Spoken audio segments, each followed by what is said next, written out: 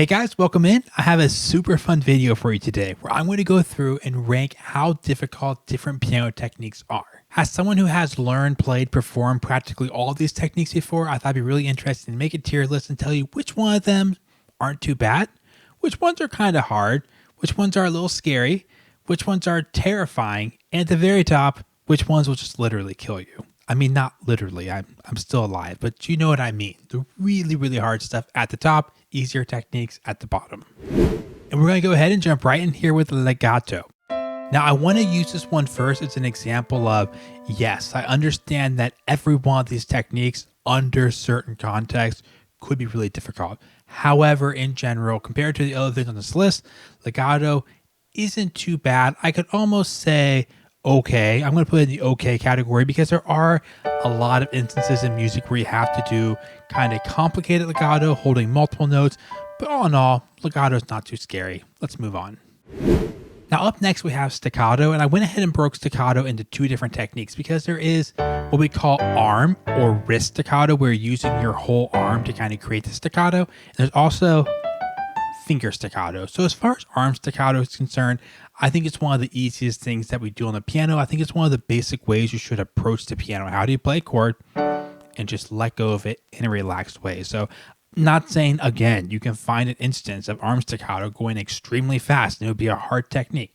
Don't say that. That's true of every one of the techniques in this video. But in general, arm staccato isn't too bad. Now, I believe harder than arm staccato is definitely finger staccato. So like I said just a second ago, finger staccato is when you use your finger to create the short note. Some people teach this actually as the basic way to do staccato. I believe in general, you're better off as pieces get more advanced to do arm staccato as your basic go-to, and then use finger staccato when you have to. There will be times where you don't have a choice. You need to be able to do both. I've used finger staccato as being a little more complicated because it takes more individuality, whereas an arm staccato, an arm bounce is just a really simple way to drop your hand and lift up. So it's okay. Finger staccato, slightly harder. And since we're on basic touches, I'm going to go ahead and throw in detached, just detached playing. This often isn't included in our basic kind of ways we approach the piano. People say, well, you're playing legato or you're playing staccato. But I actually would say you should view a lot of piano music as somewhere in the middle as your basis. Obviously not counting romantic, lush stuff. There's 1,000 examples, but we should teach people how to play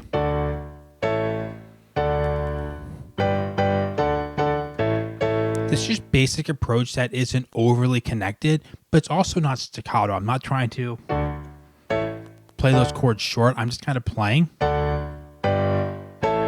I view it as one of the most basic ways to approach piano, so it's in the not too bad category.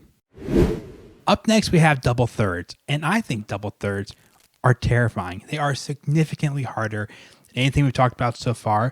They are common, so you have to learn how to do them, but just the basic issue of you do a couple and then you run out of fingers and you're like, oh, you have to always be thinking of ways to configure the double thirds different ways, especially if there's any speed at all to them. However, I think double sixths are right there. I could almost see putting double sixths into the death category because they can be extremely challenging running double sixths. But what I have found in music is almost always double thirds are in faster context than double sixths because the composers know with the thirds you have more possibilities with the fingers.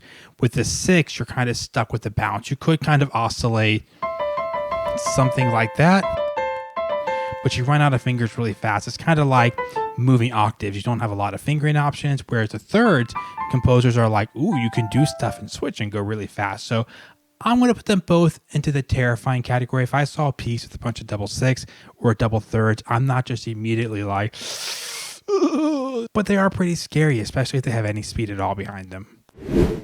All right, the next little group of these is going to be really fun. So we're going to start off with the glissando. Glissando, one of the easiest techniques we have on the piano, as long as you don't have to like time it too much rhythmically, and as long as you have, free hands do different ways. I think glissando is one of those funny techniques that when you're a little kid, you always learn it with your fingers down. It's seemingly the only way to do that, especially if you're small and you have little tiny fingernails. You can barely do it the other way. If you want a clean glissando, You do with your fingers like this way. I mean, don't do that. But if you use your fingernails this way, your fingernail that way, it's a better sound, probably a cleaner sound in a lot of contexts. But it's pretty easy. Glissando definitely there at the bottom. But we have a progression here. After glissando, we're going to talk about octave glissandos. I'm going to put in the death category. Even though it's not death for me, I am blessed with big hands. So octave glissandos. By the way, I didn't explain what it is. Basically, an octave glissando is when you have a glissando, but you do an octave at the same time.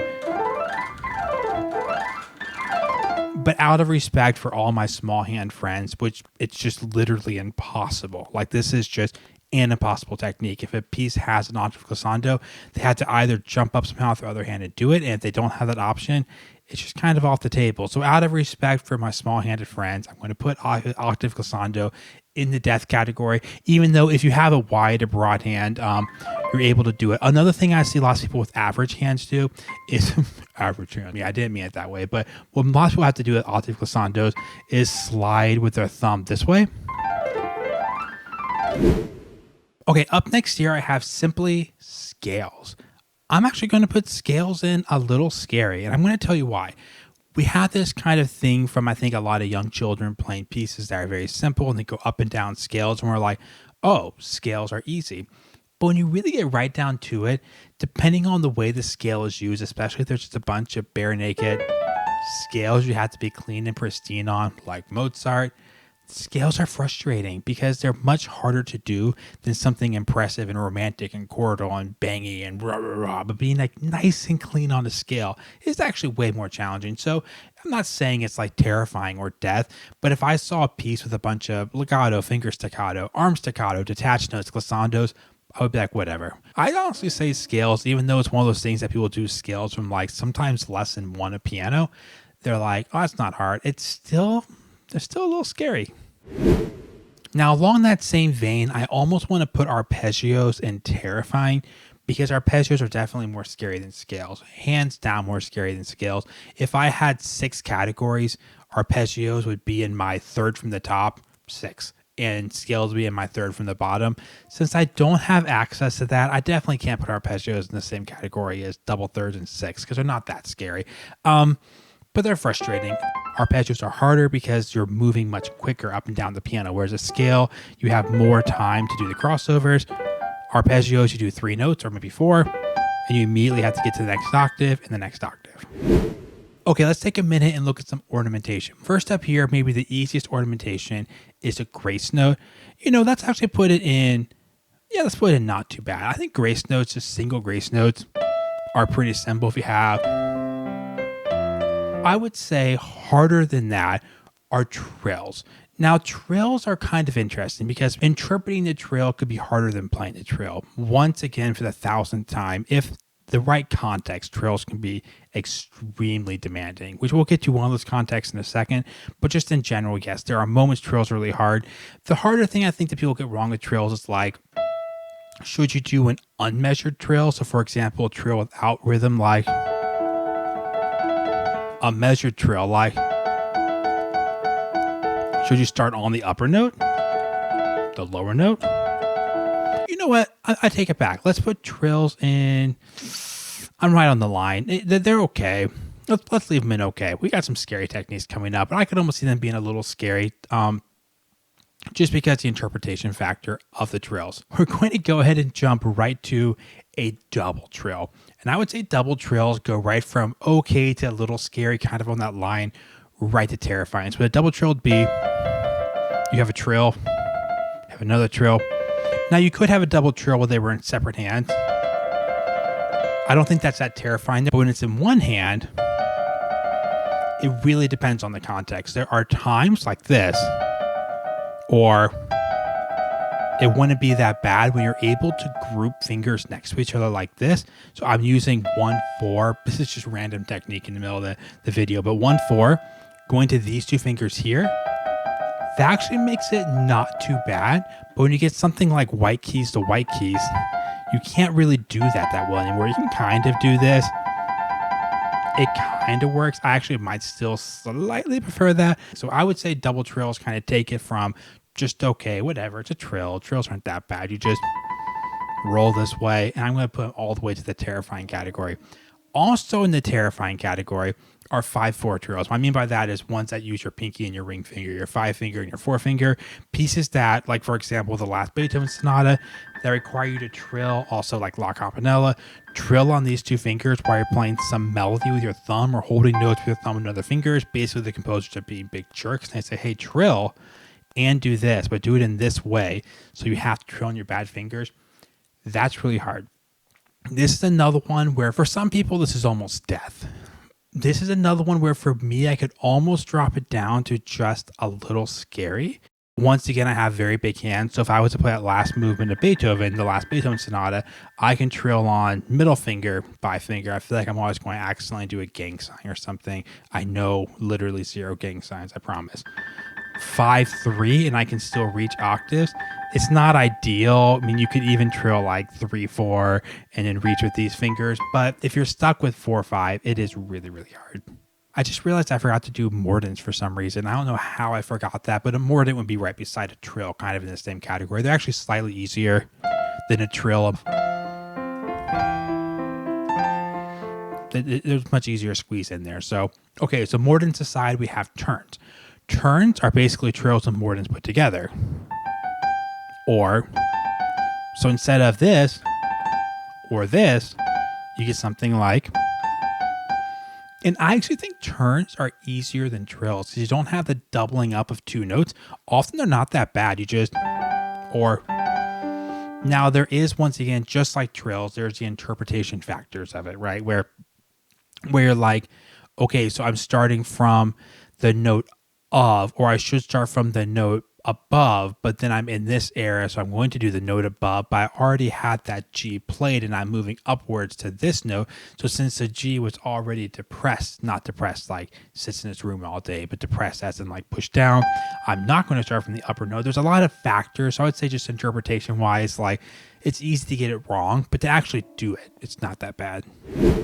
Okay, up next we have finger switches, and I'm going to throw finger switches into a little, I'm going to put them in okay. Finger switches is when you play a note, then after you play that note, you have to switch off the different finger to basically free up your hand to get to a higher place on the piano. You could play, switch off, then get to the C, you could switch off, get to the C. That's the idea of a finger switch. A lot of people find them really confusing. When you first try them, you're like, oh, this is death. Once you do them for a while, I always encourage people, finger switches actually get pretty simple. They become second nature. You actually don't think about it. Just like you don't think when you walk down a sidewalk and you have to take a little step up because you see a step in a rail. You just take a step. You're not like, okay, what do I do here? That's kind of what finger switches are. You get to the point where you're playing and you're like, oh, I need an extra finger, and you just trade it off. You're like, oh, I got to play legato to this chord here. I'm just going to trade that off. I'm going to trade that off. I'm going to trade that off. Okay, we got a couple of fun ones here now. So we have murky bass. What murky bass is basically an octave tremolo, this idea here. And the thing is, it's not that hard. You just do an octave and go back and forth. So in some ways you could say it's easy, but practically always it's really fast. Check out like Pathetique Sonata. You practically do it for like the entire piece. Right after murky bass is one I made up the term. This is not the official term, but I want to explain it in a very simple way. Double murky bass. And what I'm calling double murky bass is when you have that technique of an octave tremolo and you have to do it in both hands at the same time. There is a massive difference. This is very important because I'm putting this in the terrifying category, and I'll tell you why. There's a huge difference between this and this. And if you've ever had to play this technique extremely fast, you know what I mean. Your hands, in case you don't know this, are opposite of each other. Your hands are not this. You don't like say hi and wave like this because your thumbs are not on the same side. I know. Announcement, some of you are shocked, but your hands are shaped like this. Your thumbs are here. So it's easier to go the same direction and put your thumbs in the middle. It's much harder to go.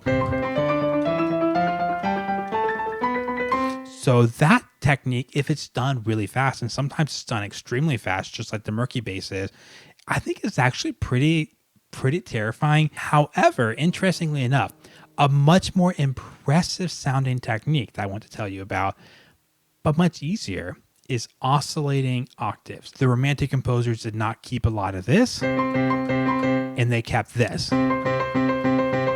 Because this is actually much easier. It's actually easy. If you don't even play piano, just watching a video for fun, just go to a table and do this. Way easier than that, trying to coordinate. You just go like, and it just sounds more impressive too. It actually sounds harder, even though it's a significantly easier technique. So oscillating octaves are not too bad. Okay, while we're at it, earlier I missed the slide. Slide is like a grace note, but almost always off a black key, and you slide onto a white key. This is an extremely easy technique. Maybe when you first experienced it, it's weird to like fall off a black key, but slides are extremely easy technique. So not scary at all. And while we're at it, let's take care of our final super easy technique, and that is rolls. Actually, I could see rolls going to okay, but honestly, rolls don't scare me at all. So if I saw a whole bunch of rolls, I'd be like, cool, like freebie. It's not even that crazy hard, but that is probably the last of the easy techniques we're going to talk about today. Up next, we have a couple okay challenging techniques. One of them being fake legato. So if you're playing a note and you play legato, you connect it to the next note. There are times though, you have to play legato. The composer writes play smooth. Pedaling might not be an option for a plethora of reasons, but you have to make it sound legato anyway. You have to try to connect it as much as you can without actually connecting it, but then also play it in a smooth, beautiful way. So I wouldn't say I'm going to put it in a little scary. I would say it's a little harder. If you have to do a lot of that, it's not hard to do, but it's hard to make sound good. So let's put it in a little scary, actually. I also have this interesting one called thumb legato, which I don't find that scary, but I think it's something that a lot of people have never experimented with. And if you need to do thumb legato, I don't want to say universally, but it feels like pretty much universally, people just don't do it and they look for another solution. I took organ lessons a little bit in college, and so it was actually really helpful. One thing to do in organ a lot. Seems crazy hard, but once you get it, it's not terrible. Now, organists can do like 2 black keys too, which I always find way harder, like this. But there are lots of instances where it's helpful. If you have a chord like this and you want to go to a G chord all legato, you could just not make one of the notes legato. It's totally fine. But for some reason, you just felt like you had to connect everything. You could do, if you're at a certain level, like maybe early advanced, it's just something to consider adding to your bag of tricks. So if you can't get out of a certain, don't do it all the time for no reason. It's not a good thing to throw in everywhere. But if you can't find a solution for a legato somewhere, it's something you can at least consider putting in. Up next, I have repeated notes. And this is for me. I think fast repeated notes, I should have put fast repeated notes in there because I'm specifically talking about the fast ones. I think they're terrifying. Like, I think they're one of the hardest things we have to do on the piano. I've said that many times on the channel. Sometimes you see moving notes, especially if you don't play advanced music yourself. You're like, oh, the notes are moving. That's terrifying. And I see play the same note over and over again. I think, oh, that's going to be really hard. I'd much rather change notes. Changing notes, way easier to utilize all your fingers. Changing notes is super easy. Playing the same note over and over again, you're at the mercy of your instrument. Yeah, if you could always guarantee you're going to play on a nice regulated Steinway, yeah, it's not that scary. But you know it's death? You know it's death? Repeated octaves. Now, I feel like repeated octaves, you're a little less at the mercy of the piano in a weird way. They're just really hard. So this one goes up there, not because there's no excuses. There's no like, oh, well, the piano doesn't give you enough feedback. There's fast repeated octaves. Again, the adjective fast is assumed here, right? If you're doing this, I know it's not hard, but fast repeated octaves are not just terrifying. They're like a death technique. There's something that I definitely like go, oh, do I really want to deal with that? Probably not. So once again, it's kind of weird. People think that jumping octaves or moving octaves are scary, but I would just say playing the same octave over and over again is a scarier thing for me to do. And apparently it might kill me. There you go. You know my personal struggles now. Our second to last one on the list is going to be rotation. And what I'm talking about is the idea of rocking your wrist back and forth, often to accomplish like a fast jump, maybe something like an Alberti bass in Haydn or Mozart like. And I'm not trying to use my fingers like this, but you're rotating with your wrist back and forth. It's really your whole arm's kind of rotating, but you can do trills with rotation like this. I think it's a better way to do trills than just a finger trill. Even though finger trill isn't terrible, I prefer trills with 1-3.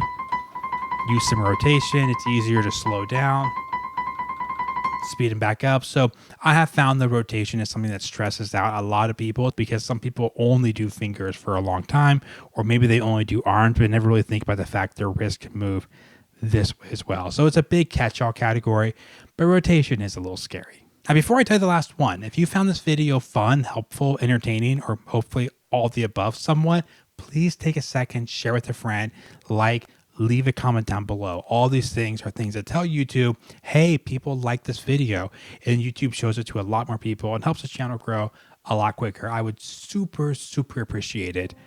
Now, for the final technique, I have saved Portato. Portato is when you have a string of notes with a slur over them and a staccato, and it goes right to death. Because I guarantee you throughout your entire life, no matter how much you understand about Portato, someone will tell you you're doing it wrong. It's not hard to do. It's not challenging. You just can never get it right because someone will always be like, you're a complete idiot from the way you played that Portato. You didn't use the pedal. You're a complete idiot. You did use the pedal. You're a complete idiot. You played it too legato. You played it not legato enough. I couldn't hear any staccatos. I shouldn't hear any staccatos.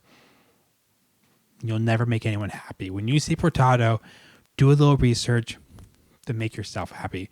Don't worry about anyone else. Don't even worry about your piano teachers because they're never going to be happy with it either. Portato is death.